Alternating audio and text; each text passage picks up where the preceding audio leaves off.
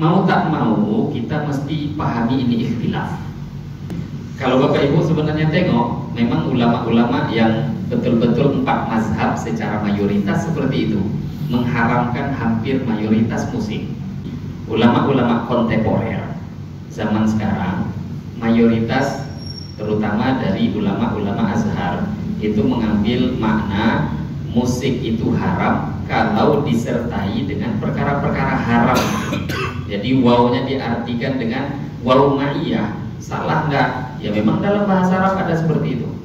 Baik kan? Mereka memaknai waw dalam hadis itu ma'iyah, disertai, haram kalau disertai perkara haram.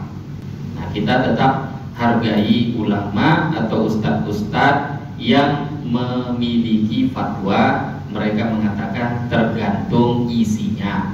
Jadi isi musik itu apa? Bukan musiknya. Musik itu tak berpengaruh menurut mereka. Yang berpengaruh itu faktor isi. Isinya baik, halal. Isinya buruk, ngajak pada maksiat, maka buruk, maka relatif berarti.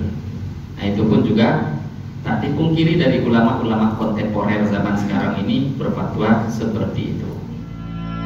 Bismillahirrahmanirrahim.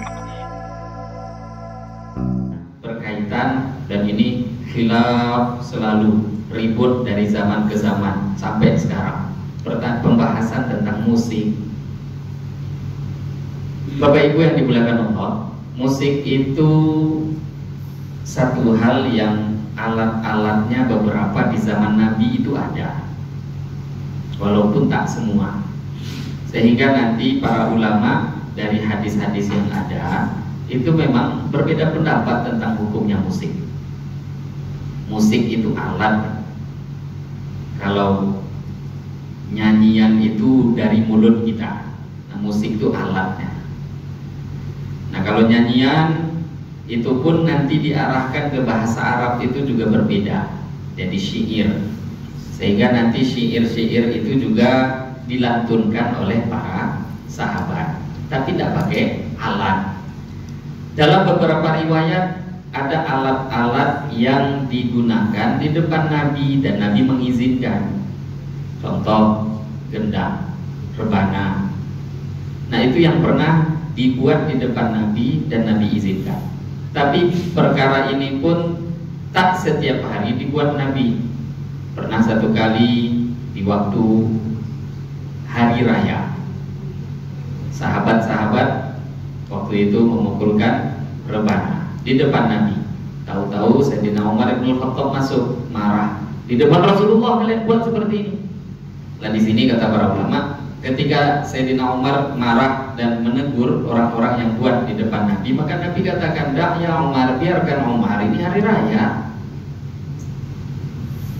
Tapi dari kejadian ini kita bisa pahami bahwa aslinya bukan amalan harian ya.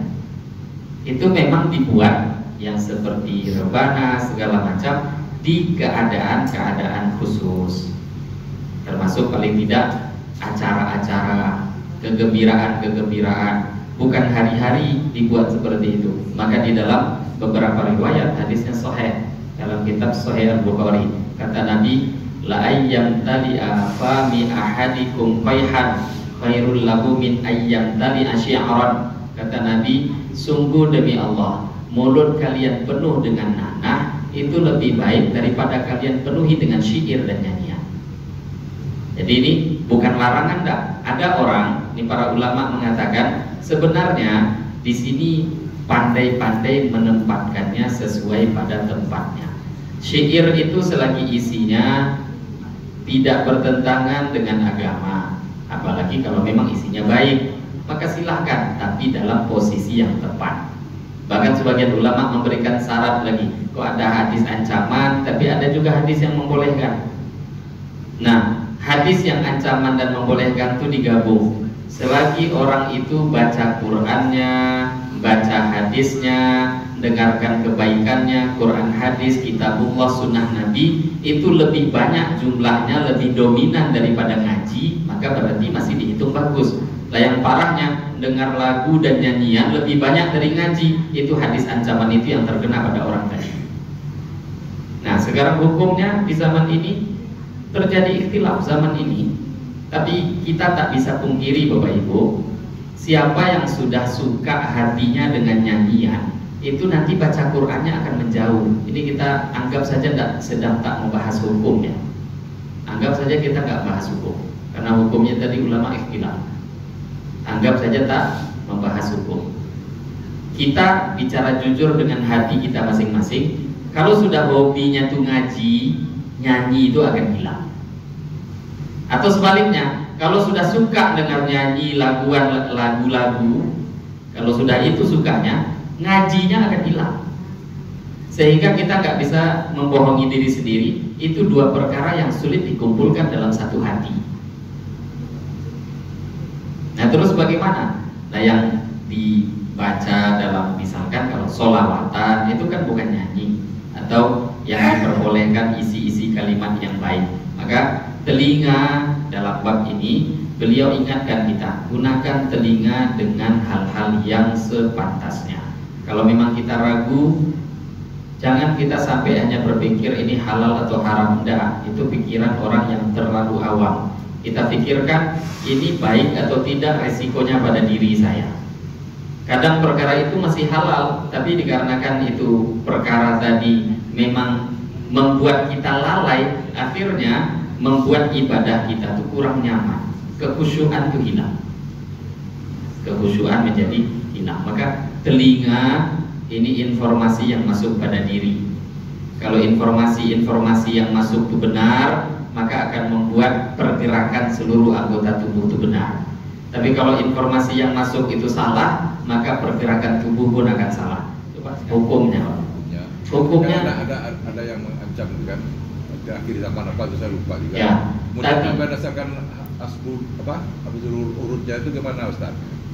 Asbabul urutnya saya tak tahu. Tapi dari hadis itulah terjadi perbedaan pemahaman para ulama. Jadi huruf waw itu artinya kan dan. Secara umum artinya dan.